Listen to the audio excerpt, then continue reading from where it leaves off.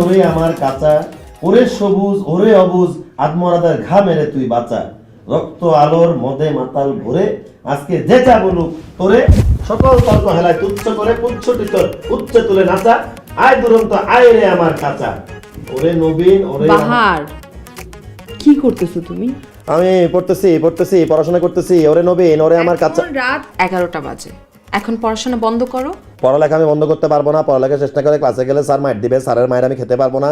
তুমি ঘুমা তুমি ঘুমা তুমি ঘুমা। ওরে নবীন ওরে আমার কাঁচা, ওরে সবুজ। তুমি কানের কাছে এত জোরে এইভাবে পড়াশোনা করলে আমি কিভাবে ঘুমাবো বলো? তাহলে তুমি অন্য রুমে গিয়ে ঘুমাও। ওরে নবীন ওরে না। আমার কাঁচা। আমি অন্য রুমে গিয়ে ঘুমাইতে পারবো না, আমি এখানেই ঘুমাবো, আমি তোমার সঙ্গেই ঘুমাবো। এখন পড়াটা বন্ধ করো, কালকে সকালে ঘুম থেকে উঠে পড়বা। এখন আমি ঘুমাতে পারবো না, আমাকে সকালে স্কুলে যেতে হবে, আমি পড়ার কোনো সময় পাবো না। ওরে নবীন ওরে আমার কাঁচা, ওরে সবুজ ওরে অবুজ। আহা, আমি তোমাকে পড়াটা কেন বন্ধ করতে বলতেছি তুমি বুঝতেছো না?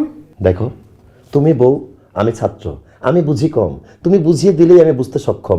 বুঝাও কি বুঝাতে চাচ্ছ? হায় হায় বাহার, তুমি তো স্কুলে ভর্তি হয়ে সত্যি সত্যি বাচ্চাদের মতো আচরণ করতেছো। আচ্ছা, একটা স্ত্রী তার স্বামীকে কেন পড়া বন্ধ করতে বলে, কাছে আসতে বলে, তুমি বুঝো না?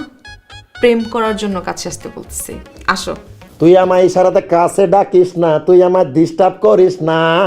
এখন আমার পড়ার বয়স, প্রেমের বয়স না রে বরে। এখন আমার পড়ার বয়স, প্রেমের বয়স না। ওরে নবীন ওরে আমার কাছে। চুপ করো, অনেক হয়েছে, এখন তুমি ঘুমাবা, কোনো পড়তে হবে না।